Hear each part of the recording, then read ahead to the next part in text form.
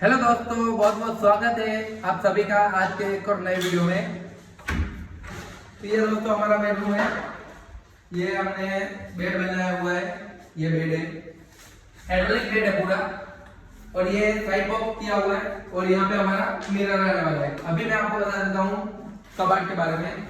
ये पूरा 8 फुट का कबाड़ है, 8.5 फुट का कबाड़ है। 3 इंच का नीचे स्केटिंग है और 3 इंच का ऊपर स्केटिंग है और 8 फुट का स्लाइडर दरवाजा है। ये आप देख लीजिए, हाइड्रोलिक सॉफ्ट क्लोज चैनल वाला है। हाँ तो दोस्तों, इसका वीडियो पूरा जल्दी आने वाला है। तो दोस्तों पूरा वीडियो देखने के लिए चैनल को जल्दी से सब्सक्राइब कीजिए।